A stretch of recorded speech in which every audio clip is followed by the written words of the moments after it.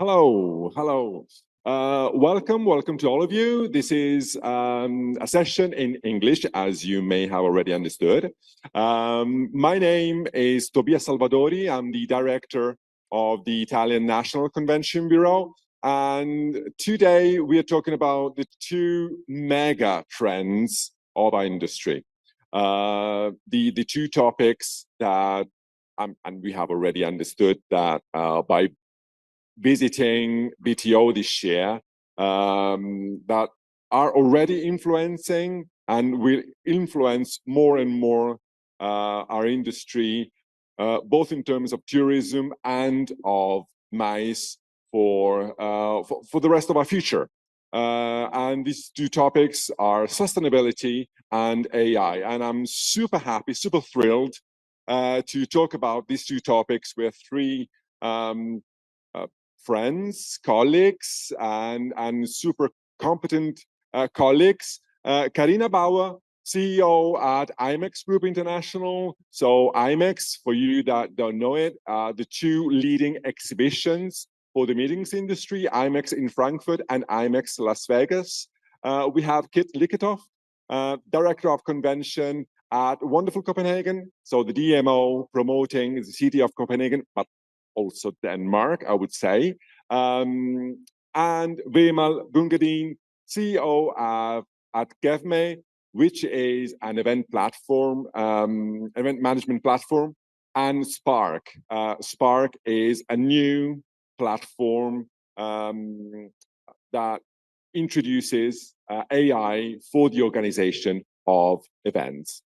I was saying, these two topics, sustainability and AI, artificial intelligence, are impacting our life heavily and need to impact our life heavily. And with this session, we would like to understand the degree of awareness that we have in our industry, in the business events industry, on these two topics.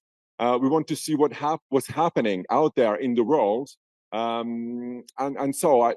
to start with, I would like to start with Karina, because exhibitions, I always compare exhibitions to a beautiful terrace overlooking a square, okay? And you can see all the people, how they behave, where they're going, how they're meeting, and apart from being a beautiful B2B platform, you really have a helicopter view on what's happening out there. And if we talk about sustainability, my question to you is, putting to your vision and point of view, who's more aware in the world? And if you look at all destinations and all areas of the world, who's more aware of the importance of acting to establish and to start a transition to sustainability, and how,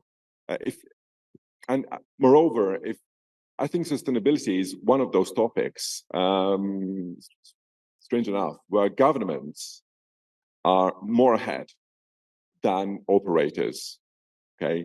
Governments have already understood the importance of acting fast, introducing new policies, introducing new laws, while, especially, I must say, if we look at Italy, there's still a perception of, yes, okay, it's important, but if I have time, if I have money, if I have the possibility, I will do it. I will do something to be more sustainable.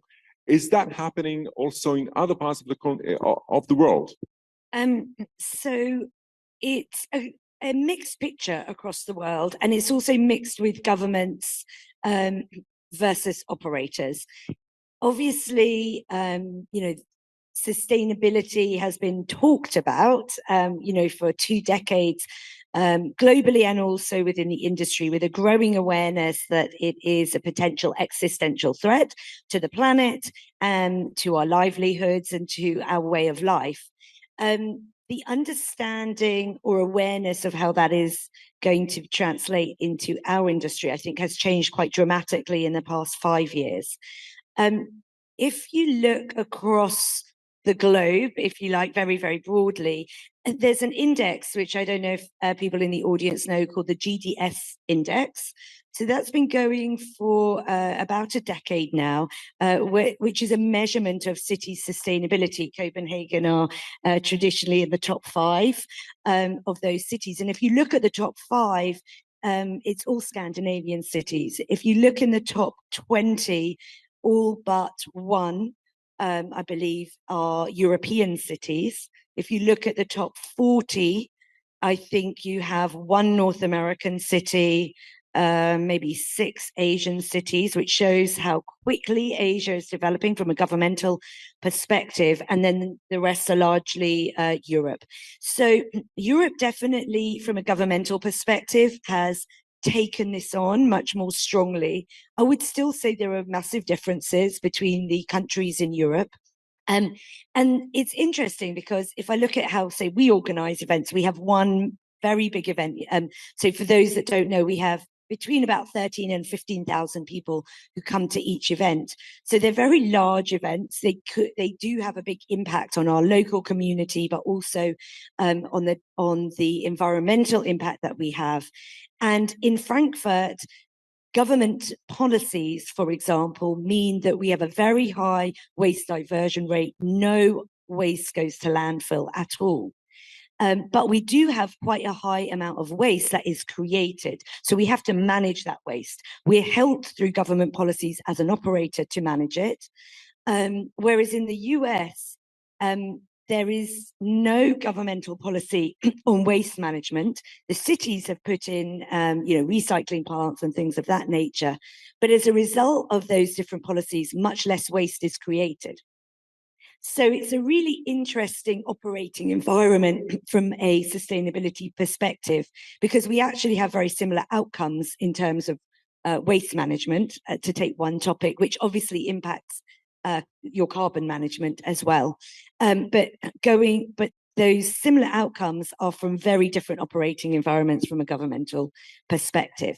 So to summarize, I think I would say in some places, you're right that the governments are ahead of the operators, but somewhere like North America, that's actually the opposite way round.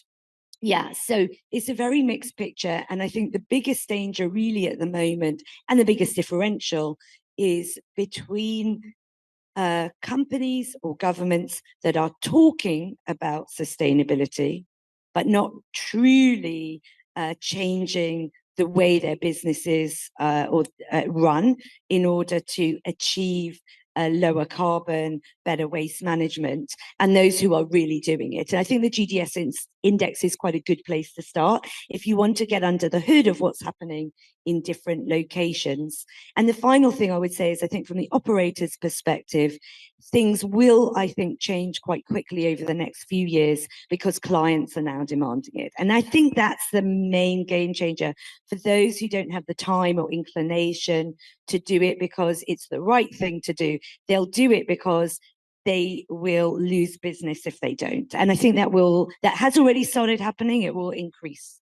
Yeah, that was exactly what I was just about to ask and to say, because yes, we need to feel the pressure to look at sustainability, of course, as an ethical need. Okay, it's a matter of saving the place where we live.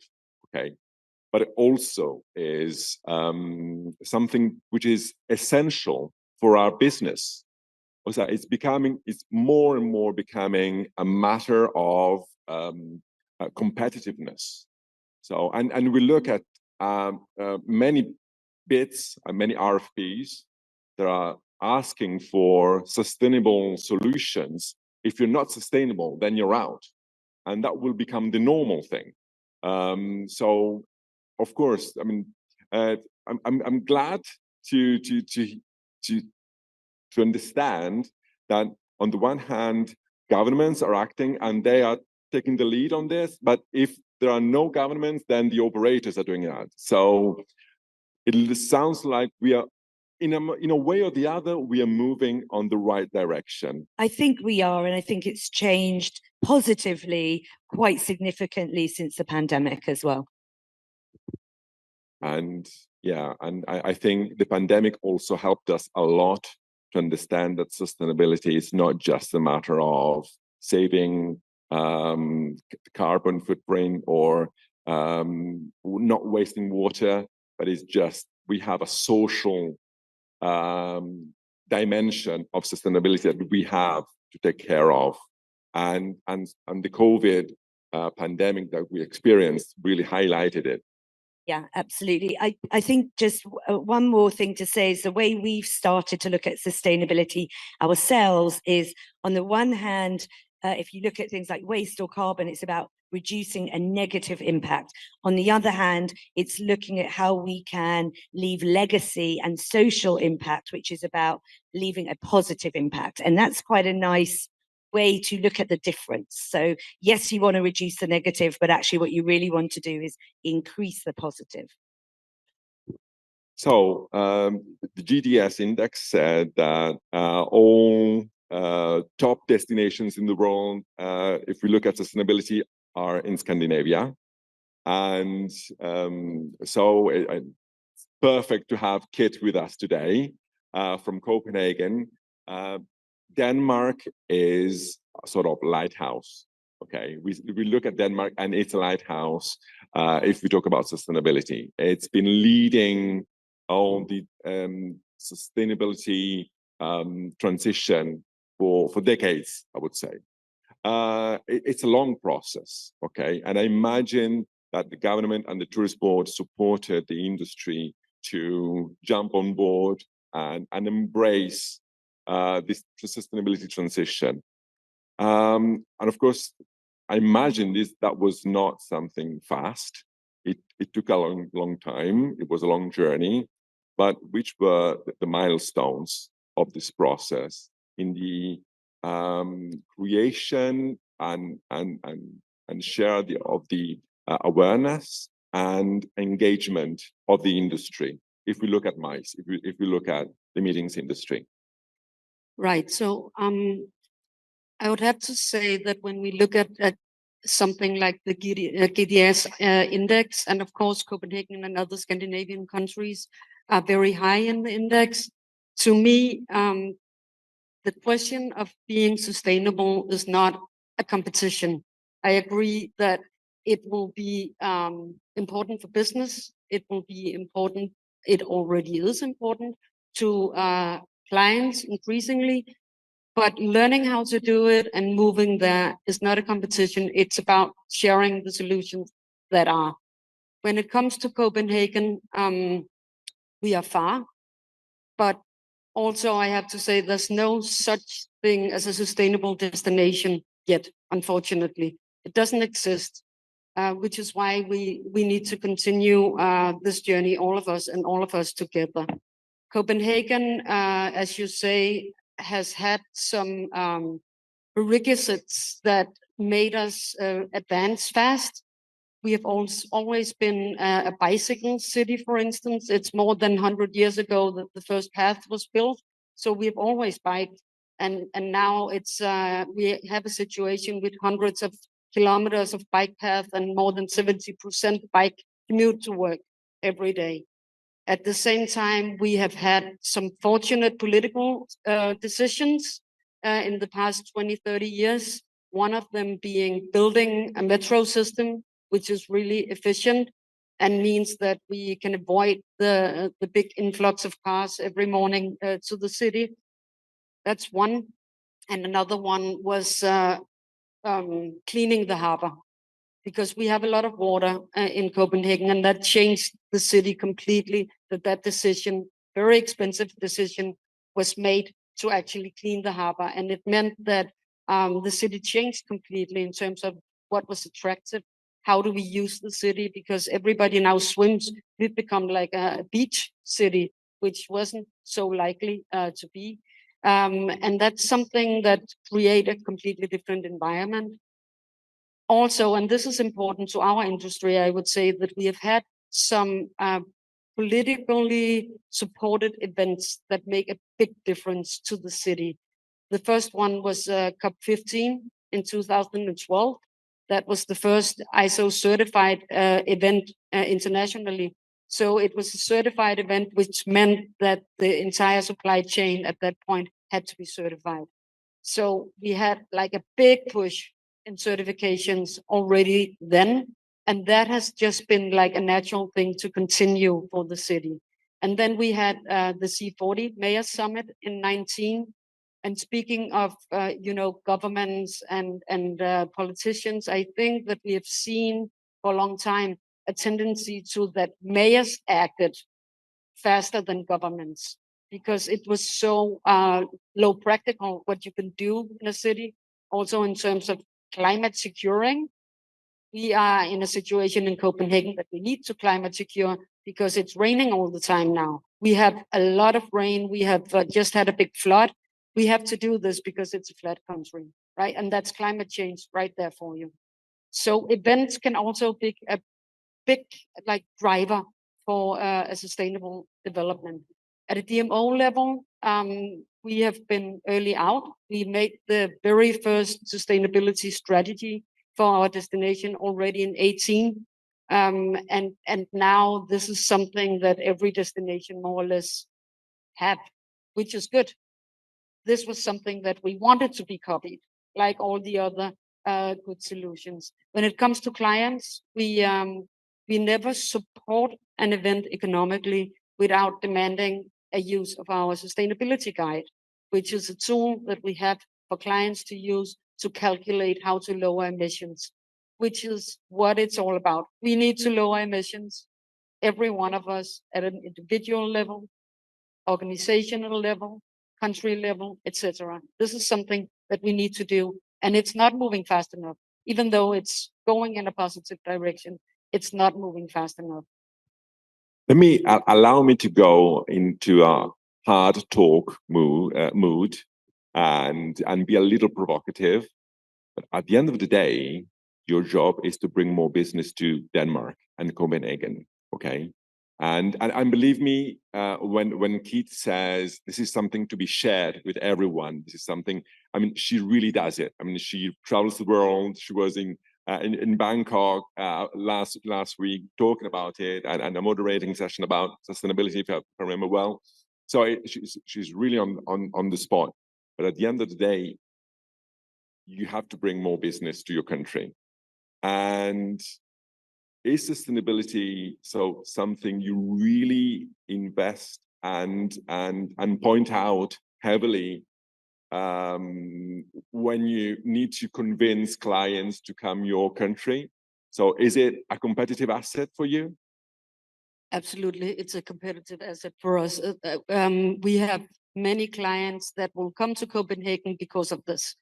Also, it's a part of the package that you get in Copenhagen, because venues are certified, hotels are certified, you can use public transportation, so you don't have to do much to get a sustainable or a more sustainable event. And are you measuring how many people are coming, how many clients are coming because of that? We are starting to do that now, because we always ask, and you can tell from the RFPs who ask for it, but I can tell it's on the increase. This is something that, and a lot of clients don't know how to do it, so they look to us as destinations and say, we want a green event or a sustainable event, but please tell us how to do it. And this is why we develop the tools, the guide, and also, of course, we can advise on where to go to do it the best way. I just wanted to highlight an example, a case study of a conference held in Copenhagen this year, the Wind Energy Conference, which is a conference on renewable energy. Denmark is the country in the world producing the highest quantity and percentage-wise of renewable energy with wind mills, yeah, okay. So, of course, that was a conference that needed to be sustainable, okay, because that is the main topic of the conference. How did the destination support the conference in order to be sustainable? Okay, so Wind Europe is a very good example, because this is a congress that has already been in Copenhagen 4 times, and it's coming the 5th time in 25. And of course, they come to Copenhagen so often because we have a very extended partnership that started with their first Congress in Copenhagen in 12, and even before that when bidding. And 12, as we remember, was also COP 15 years. So this was they came at the same time as the city really started to push for this. And you have to understand that no Congress gets sustainable just from making a sustainable Congress. It starts with the organization, and they really started to work with their own organization to become this. And throughout the years and with the Congress in Copenhagen so many times, we have been able to do a lot of different things with them, like outreach programs, school programs on wind, political global forums, etc. So it's also about, creating that broader positive impact that Karina mentioned before, setting a mark on the destination and work with the Congress to do exactly that, so that you're not just come in and out to a destination, but actually, give something back to it. So this is what we've been working with them on, and it's a long-standing partnership with a lot of trust involved in it. And yes, that's what we call legacy.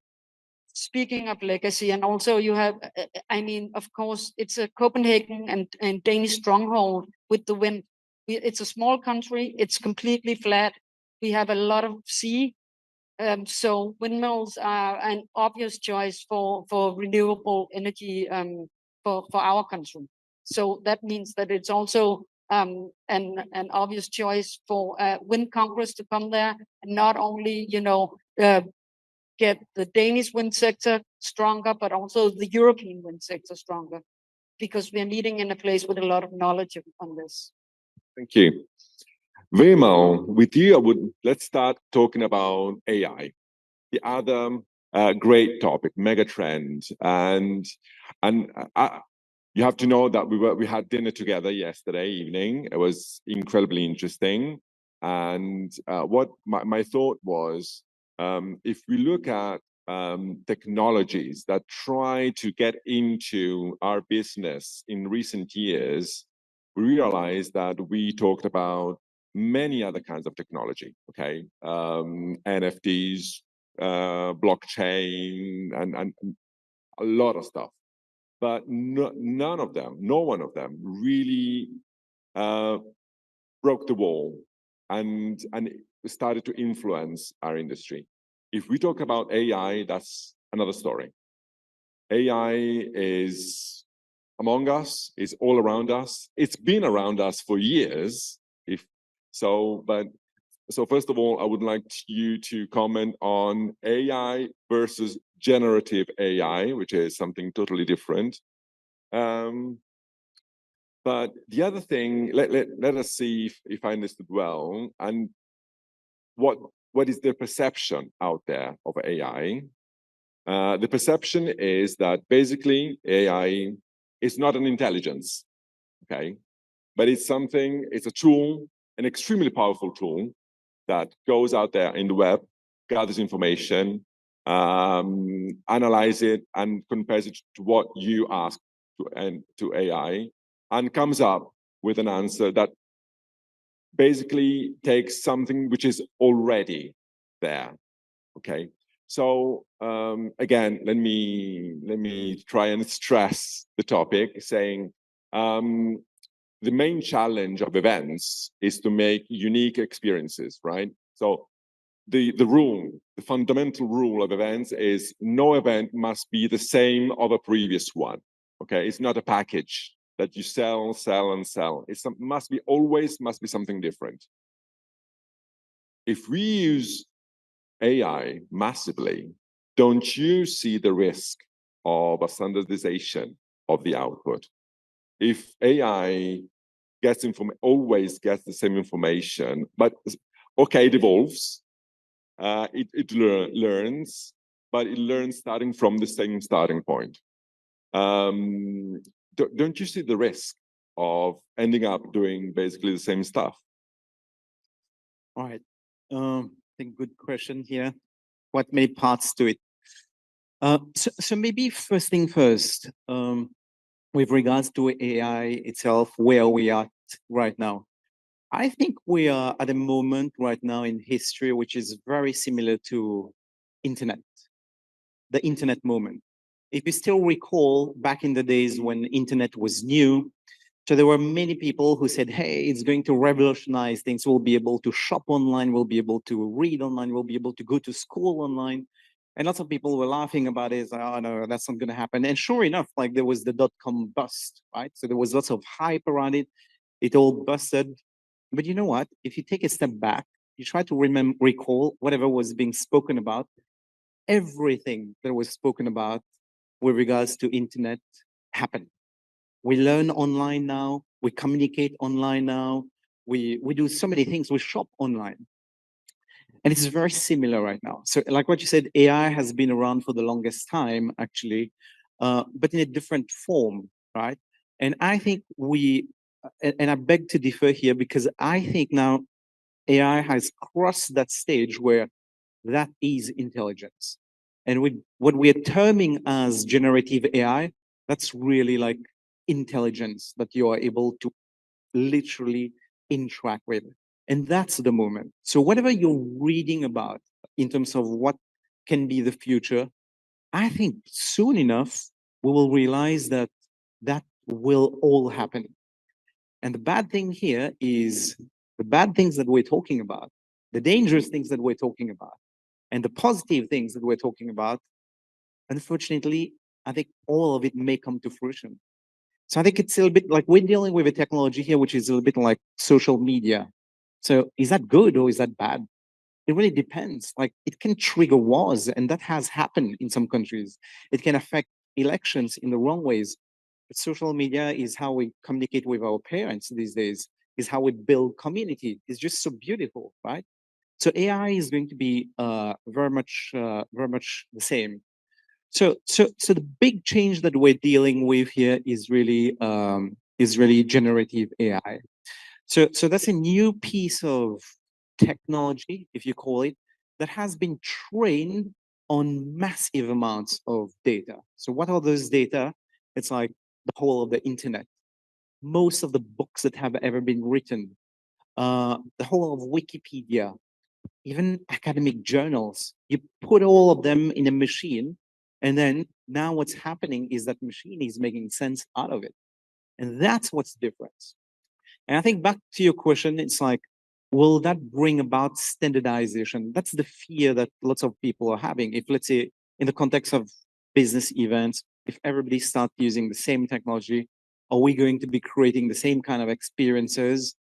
I think no, because in fact, in history, we've already been dealing with such a technology that is being used by 96% of internet users out there.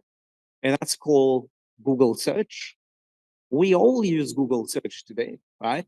I do a search, you do a search, you're getting pretty much the same kind of results. It's localized, yes, but it's pretty much the same kind of results. But if you look at the work, the output that we're doing, it's all very different. And there's lots of nuances. So artificial intelligence, generative AI, is able to understand nuances even more, actually. So I think this now brings lots of prospects. And ChatGPT as a technology, when it was released, you know what? That was like 1 year ago, actually. It's been only 1 year. And that was the moment where this technology really came into the limelight of the world. And we've seen so much changes and possibilities. So we got involved on a project Spark, more as an experimentation. So we said, hey, there's a new piece of technology here. What does that mean for the business events industry? And we said, let's explore. And it may fail, and we may end up like not really learning anything. And in fact, that was at IMEX back in Frankfurt, where we officially launched to the world.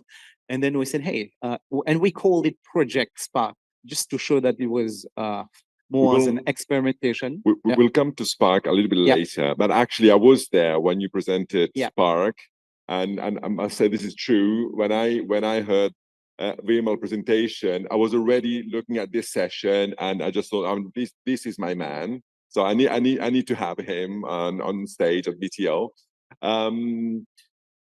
But I also wanted to ask, if you look at AI in 5 years from now, what do you think will be the impact on our staffs in the offices? What kind of influence will it have on the skills that we have to develop in order to use it properly, in order to benefit the most out of it?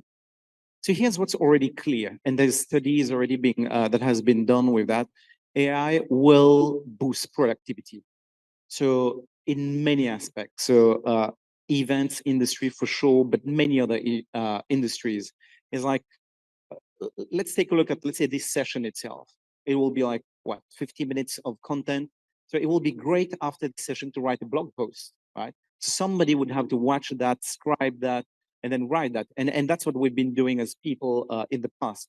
That whole process we've estimated typically takes 3 hours. Now you just feed that into an AI like Spark, for example, or whatever, ChatGPT, and within a minute, you're going to get like a blog post. But you're going to take probably another hour to make that better. So from 3 hours to 1 hour, that's 66% productivity gain. So that's one, that's very clear. So it will augment people, it will augment our work. But the second piece, which has been quite surprising, and that has been studied as well. There's by MIT, by Harvard, there was a whole study that was commissioned by BCG, and what it showed that it leveraging on AI will also increase the quality of work. So now I think we're going to be living through an age of an equalization of skills.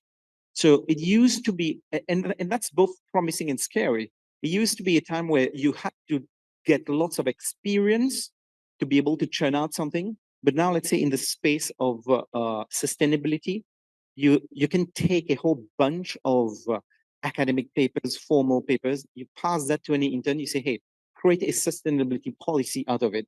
And that intern is not even an expert in sustainability.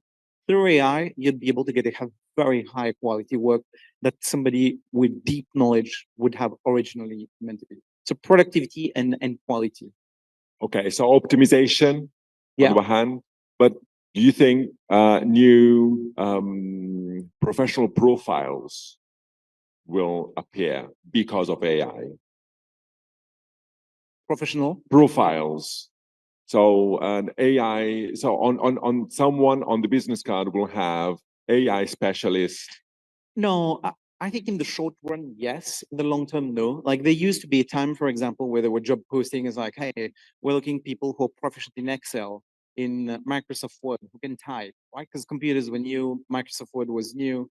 And that, yeah, that gave an added level of differentiation. So I think in the short run, 1 or 2 years, that may happen. Oh, I'm good at prompt engineering, right? Whatever people can understand from that. So that may happen. But eventually, no, we will all be using AI as a tool, as a co-pilot, as an assistant.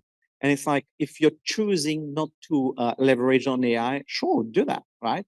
But the key here is like, AI, I don't think would really replace jobs. So that's what lots of people are saying. But the one who will replace your job is somebody who's using AI. So, Karina, of course, being the leading meeting place for event organizers, I imagine you feel the responsibility to lead the way, and also by the use of technology. So are you using already, are you planning to use AI to develop IMEX? Yes, so I learned a lot last night as well. But yeah, we have plans. I would say it's twofold. One is around optimization and productivity gains for us as a business and for our team. And I'll explain some of the ways we're already doing that. And the other is in better value creation for the people that are coming to our event. So those are the two ways. And that one, I think, is slightly further away. than the optimization and productivity gains. So I was explaining last night, we have a very large hosted buyer program. We have 3,000 to 4,000 hosted buyers that come to each of our shows. And what we do is people buy their flight ticket to come to Frankfurt or their train ticket, and they submit their documents to us, and then we reimburse them up to a certain limit. It's really complicated because we have buyers coming from all over the world. We have documents coming in different languages, in different formats, in different currencies. And somebody on the team, some people on the team have to go through each document and check, is it the right day they're coming in, the right time, the right amount of money, all of those things, and put that into our system. So whilst we were at IMEX America, we had a developer working for a couple of weeks on training AI on all the documents that had come in for IMEX America. So well over 4,000 documents, probably close to 8,000 actually, because most people submit 2. And from that, the AI has learned to recognize the different document types and automatically populate our CRM system with all the information and know whether it fits into our rulings and can automatically approve it, or whether it needs to be checked by a human.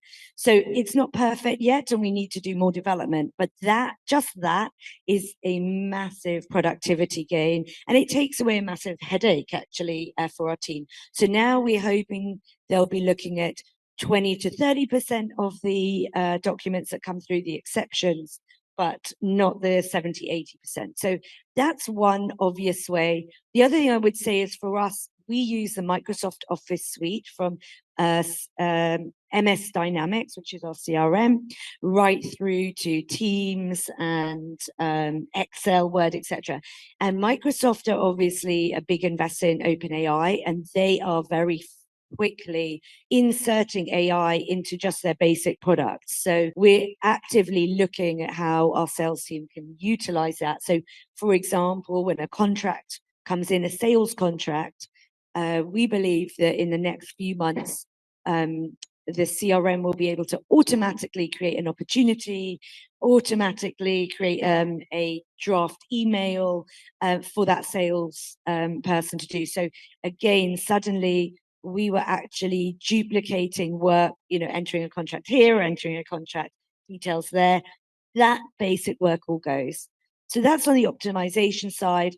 On the productivity, on the value creation side, I think, one of the things we talked about, and Vimal has mentioned, is how we actually can deliver content that's coming out. We have, 200 sessions taking place at the show.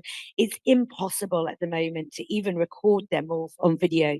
So I really hope that we can create more value through the use of AI there. But the other thing that we're looking hard at is value in terms of how our buyers and our exhibitors find the right people and optimize their time at the show. So, for example, if the AI knows our floor plan and knows who I want to meet at the show, it can suggest an itinerary based around the people I want to meet, the locations of those booths, etc. So those are the types of things that we're working with our technology provider to see if we can implement.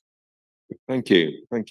And Kit, can you share a case study or an example of a brilliant sustainable event that happened in Copenhagen, apart from the wind energy conference?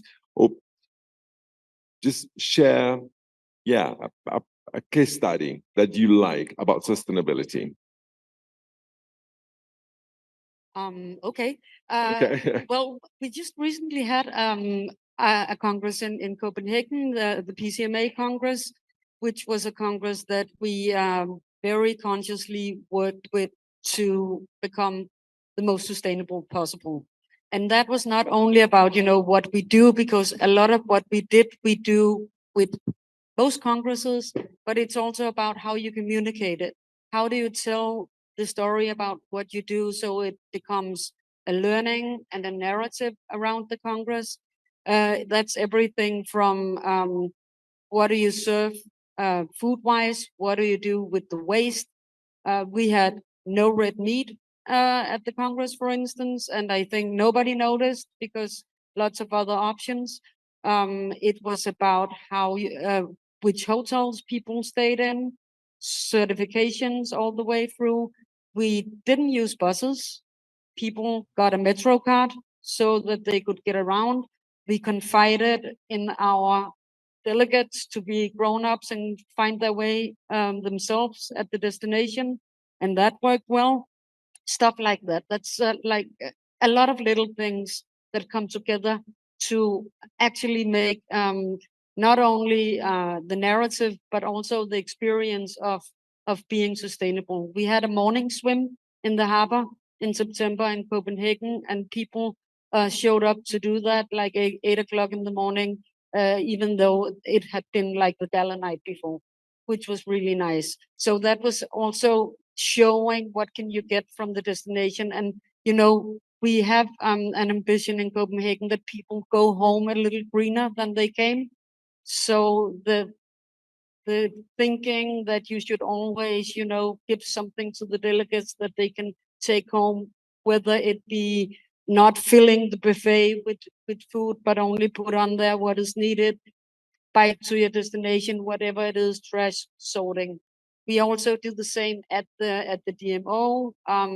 Speaking of the index, this is where we are actually number one on the DMO level. And this is something that has nothing to do with Copenhagen as such. Anyone can do these things. It's about how we deal with food, how we deal with electricity within the DMO, how we deal with trash. We have a thumb rule that we don't take taxis, but we have company bikes that people can use for getting around the city work-wise, stuff like that. So a lot of little things that come together to the complete, like this is where we are at right now level. It is a teamwork in the sense that there are so many different organizations that need to be involved in order to be sustainable. I mean, you talked about public transportations, taxis, caterings, the venue, the harbor management organization, I imagine, and they all have to be aligned in order to make it that possible, right? It is true, and we have reached a point in the work with sustainability that has become rather complicated, because we want, of course, to get everybody in the value chain certified, and we are working on it and supporting them as a DMO to do just that. But not only that, in Europe there are laws on the way to actually be climate accountable for every organization. Right now it starts with organization over 250, but if they are to make a decent climate accountability, then they also need to have their value chain on board, which means that everybody needs to be ready for this by January 1st. And this is when some of the big steps are being taken. It's also helpful sometimes with laws, even though it can be hard to reach the point that you can deliver on it in such a short time frame. And this is the example that we have to follow. It's not being sustainable. I mean, just not using plastic glasses. It is the teamwork that we have to take the example from. That's my feeling. We have the final minutes, and Vemal, you were talking about Spark, and Spark is your platform of AI platform dedicated to meetings and events. And you were talking about optimizing certain processes, but can you get a little bit more into details? Basically, what can Spark do? Yeah, so the premise was, like I said, it started as an experimentation. So the premise was, if we are to leverage on AI to boost productivity, what would that mean? What are the tasks that could benefit from that? And that's what the Spark platform is about. So then we looked at an event. What's the whole process of creating, conceptualizing an event, all the way to running the event? And we wear the event planner's hat and then the event marketer's hat So what are all the tasks that needs to be done? And then we build a series of tasks then that can be used very easily, starting with brainstorming, for example, coming up with concepts about an event. So today you can go on Spark and then say, hey, I want to do a networking event. I want to do a trade show, right? So what's the format of the event? What's the theme of the event? And it will brainstorm. Like that becomes really like your buddy, all the way then to planning, generating an agenda for an event, bios of speakers. If you're doing a small event, 5 people, but let's say 300 speakers, and then you need to generate bios that can be done just with a LinkedIn URL, and then you can specify what's the tone, what's the amount of words, and you generate that all pretty much within no time. And then all the way to event marketing. What we've realized then, some of the popular use cases are really around like content repurposing. Because once you create content within an event, because that's what events really are about, really creating unique content, by the way. You can repurpose that into social posts. You can repurpose that into a podcast. You can repurpose that into a blog post, into an ebook, into a course, into a quiz, into an MCQ question. It's a whole bunch of things. And then you can use the tool to generate these kind of things. If you're doing a panel like this, like, hey, let me brainstorm some questions that I can throw in there, can generate that for you. And then all the way then to analytics, we collect surveys. And surveys, there's a quantitative part, but then there's the qualitative part where it's like comments. What did you feel about the food? What did you feel about the ambience? And people will just type whatever is going into their mind. So how do you assimilate that if you have 1,000 submissions or 200 submissions? So this is where then you use Spark, you just throw in your Excel file and then it analyzes that, it creates a report for you. And the report will be in the format of, here's the challenges that people were talking about, here's the solutions, and you know what, here's an action plan.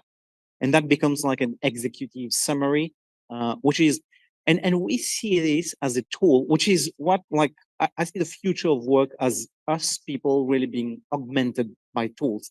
And that's just one of the tools. We're going to be using many different tools for various purposes. Like Microsoft is way ahead, right? The new breed of Microsoft Office is like, we're all going to be using such tools. And that's in a nutshell, like what Spark is doing, really enabling all the backend operations. Next year, what we're moving toward is really then from an attendee experience, because that's where we see AI really helping. So when you're attending an event now, how can technology become invisible? How can technology become unobtrusive, not using it because, hey, that's the new shiny thing, that's the cool new thing, and then let's just use it, and then it's like there's no value. But how can we leverage on AI in this case, and then to really just augment experiences? Because when you go back, it's like you don't think AI, you think, hey, that was a great event. Hey, I'm going back with some key takeaways. It's in my pocket, it's in my email, it's wherever on the cloud, but that's what I'm going back with. I can share that with myself, with my colleagues within my organization. And normally, like, it would have taken me more time to do that. So that's where we see like the future direction as well with AI and Spark. Well, I mean, it is fascinating what the evolution, the transformation we have in front of us. It's really fascinating. We have the final 2 minutes. Are there any questions for our speakers today? Yes, of course.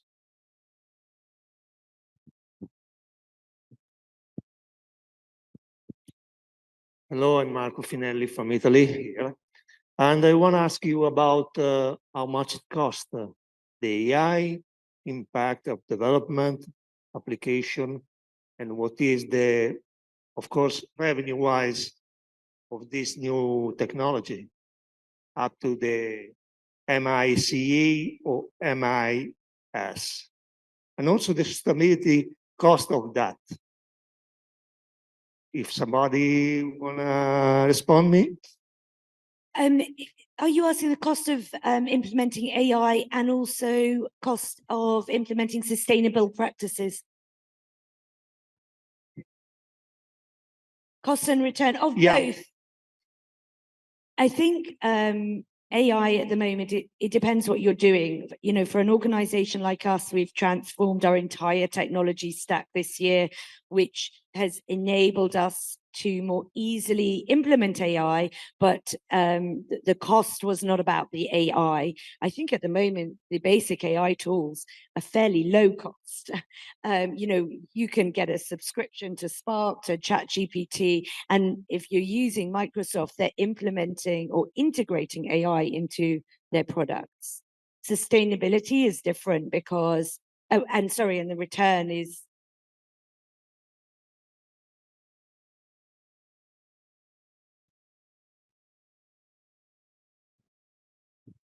Well, if what you're asking is what's the return on investment when it comes to technology, then I will say, Yeah, the cost and okay, the so return. Cost is low. the Cost is investment low. right now is not big because I mean there has been tech solutions that has been, you know, so much more expensive to invest in, both money wise and resource wise, than the chat bots that we see now. It's just a subscription and then you have access. And of course something can lead from there. I'm not there yet. I will have to see. But I'm thinking that listening to Wimal and also what I've tried myself on there, this is something that will be a great return on investment because of the efficiency when it comes to the solution coming out of there. Also formats and the reach that you can get with new formats coming out of the ChatGPT. When it comes to sustainability, it's a lot more complicated. And for me, it's like this. If you look a couple of years ahead, there's no business but sustainable business. So you have to invest in it. And you have to invest in it for your business, but also for your children and for the planet. So maybe just one quick note on this one, just to give you some numbers. I think one of the big change, and that's probably the most powerful change, is the drastic cost reduction in AI. It used to be costing a bomb. So now imagine, like, as a user, it's costing you $100, and most of the things are even less than that. Spark also will cost you less than that, $100 per user. From a productivity gain, some studies, we are also trying to measure that empirically. It's very easy to get like 40% productivity gain. If you look at the amount of salary, 40%, as opposed to $100 investment, that's your ROI there. It's massive. So, time's up. First of all, thank you so much to Karina, to Keith and Wimal for being with us today. It was super interesting. What I do bring home from this session, that if we look at sustainability, especially as we are in Italy, we have to move fast. We have to realize that it is essential, because it's a matter of saving the planet. It's a matter of saving our companies. So this is something that needs to be put on top of our agendas whenever we go to the office, whenever we organize an event, whenever we go to attend other events. And if we look at AI, just go with the flow and start experimenting, because that will be how we will really understand how to benefit and how to have that return on investment. Yeah, I mean, on AI, to be honest, investment is basically almost zero, but the outcome will be incredible in terms of optimization, in terms also on creativity. So thank you very much. It was very interesting. thank you. Thank you. Thank you. Thank you.